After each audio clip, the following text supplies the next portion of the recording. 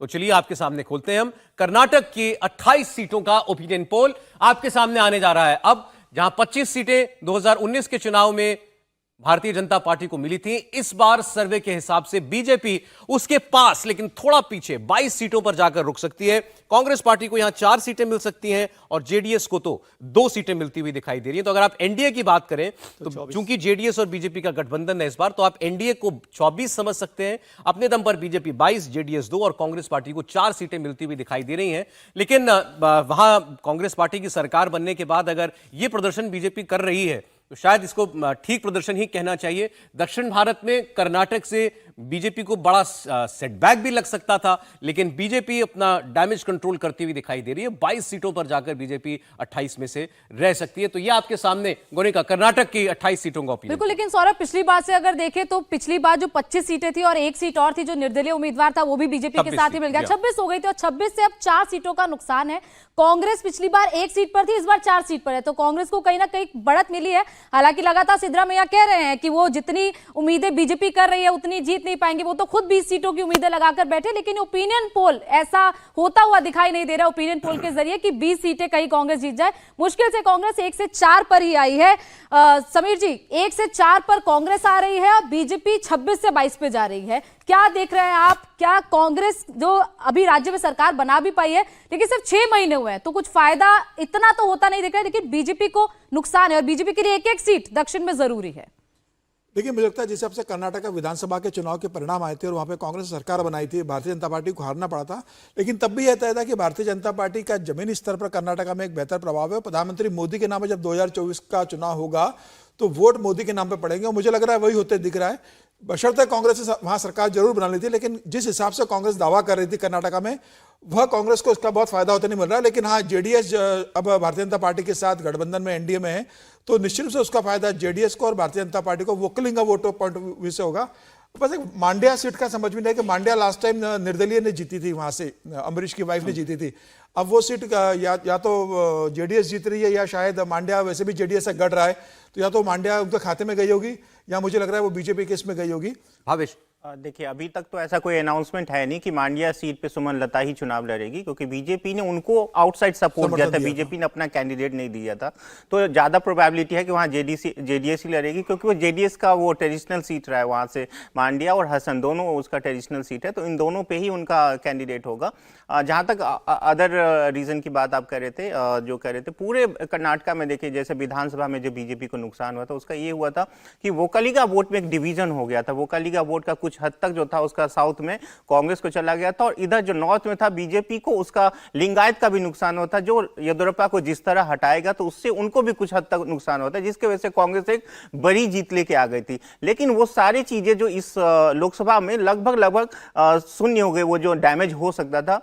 वोकलिगा और लिंगायत हालांकि ट्रेडिशनली एक साथ वोट नहीं करता है, लेकिन पहली बार देखा जाए कि वोकलिगा और लिंगायत का एक कॉम्बिनेशन बन रहा है साउथ में, जो बीजेपी बहुत ही मिरेकल की थी पिछली बार, जहां पे लगभग सारी 2 सीटें छोड़ के लगभग सारी सीटें जीती थी साउथ में, वो सीटें भी लगभग रिटेन करती जा रही। बैंगलोर रूरल की जैसे कांग्रेस का ट्रेडिशनल सीट रहा है और जेडीएस का भी वहां पे रहा है, लेकिन कांग्रेस रिटेन कर रही है। लेकिन बाकी अदर रीजन में जहां जहां बीजेपी को लग सकता था कि नुकसान हो रहा है, उसने जेडीएस के साथ समझौता करके उसकी भरपाई करने की पूरी तरह कोशिश की है। ये तो मेरे ख्याल से कांग्रेस जैसे तेलंगाना में था, तेलंगाना में इस बार सीधे बीजेपी वर्सेस कांग्रेस लड़ाई दिखाई दे रही है, ऐसे ही कर्नाटक में पहले से होती आई है।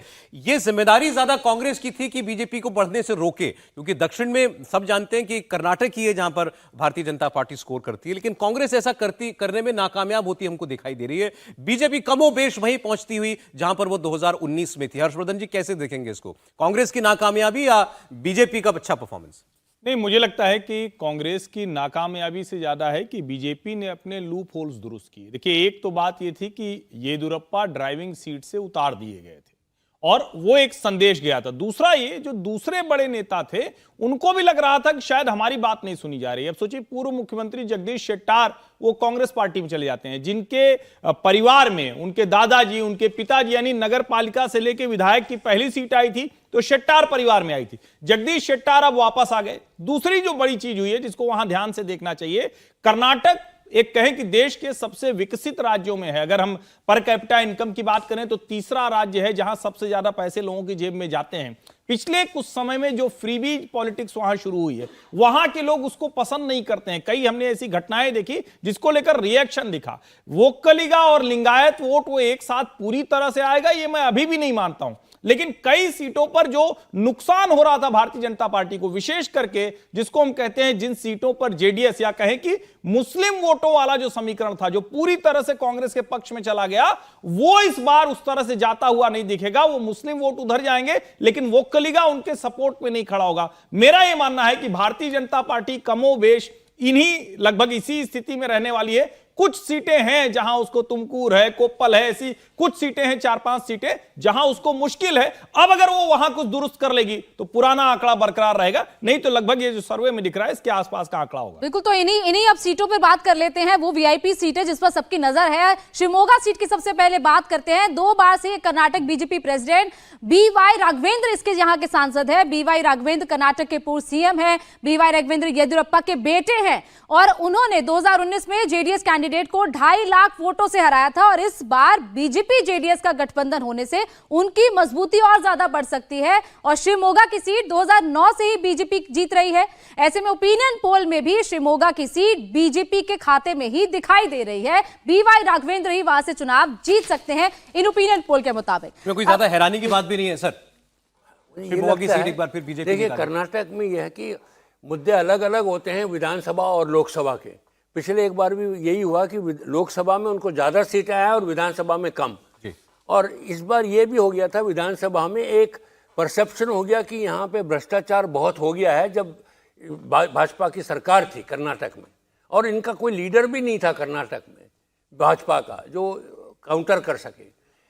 जैसे लोकसभा में यह है कि फ़ायदा इनका यह है कि इन्होंने मोदी को प्रोजेक्ट किया है प्राइम मिनिस्टर, और वो काफ़ी फ़र्क पड़ता है क्योंकि कांग्रेस का तो अभी तक उतना बेस नहीं बना है लोकसभा के लिए, इसलिए इसी का फ़ायदा बीजेपी उठा रही है। शायद ये जो सीटें कम हुई है ये इसी कारण हो सकता है कि थोड़ा सा इम्पैक्ट जो असेंबली का है शायद उसका थोड़ा पड़ा है, हल्का सा। सर 2-3 सीटों की और बात हम कर लें। एक चीज का मैं जिक्र कर दूं कि जैसे कर्नाटक तेलंगाना का हमने जिक्र किया, वही स्थिति कर्नाटक में है। कर्नाटक में भी बीजेपी लीडरशिप क्राइसिस से जूझ रही है और कर्नाटक में रेवंत रेड्डी से भी ज़्यादा मजबूत लीडर डीके शिव कुमार हैं। भले ही सिद्धारमैया साहब वहाँ पर चीफ मिनिस्टर हैं, लेकिन कांग्रेस के लीडर डीके शिव कुमार है और डीके शिव कुमार के मुकाबले में भारतीय जनता पार्टी के पास लीडर नहीं है।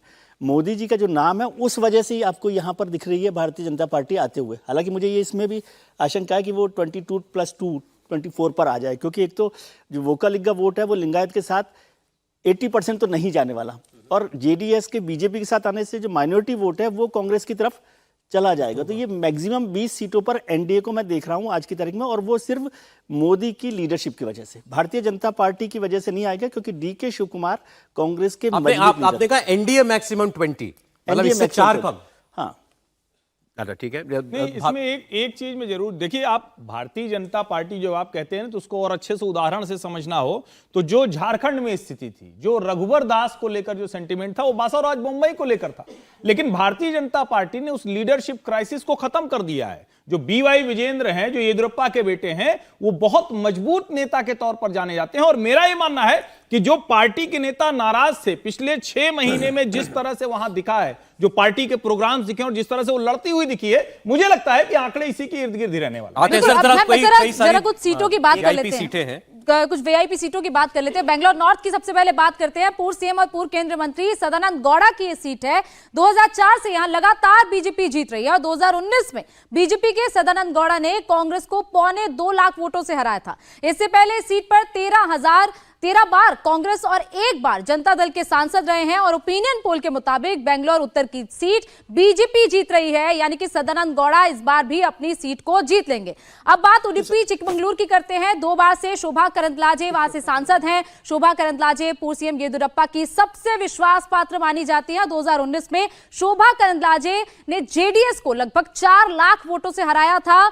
चिकमंगलुरु सीट से देश की पूर्व प्रधानमंत्री इंदिरा गांधी भी सांसद रही है, वो भी चुनाव लड़ चुकी है और इंदिरा गांधी के समय ये नारा भी दिया जाता था, जिसने चुनावी फिजा को बदल दिया था। वो नारा था, एक शेरनी 100 लंगूर चिकमंगलूर और ओपिनियन पोल के मुताबिक उडुपी चिकमंगलूर की सीट भी बीजेपी जीत रही है। सौरभ, शोभा करंदलाजे एक बार फिर से सीट जीत रही है। यहां बिल्कुल बैंगलोर दक्षिण साउथ बैंगलोर की जो सीट है, यहां बीजेपी के यंग लीडर तेजस्वी सूर्या चुनाव लड़ते आए हैं। 2019 का चुनाव उन्होंने 3.25 लाख से ज्यादा वोटों से जीता था और एक बार फिर सर्वे हमारा बता रहा है कि वो ये सीट निकाल सकते हैं और ये आसान जीत साबित होगी उनके लिए।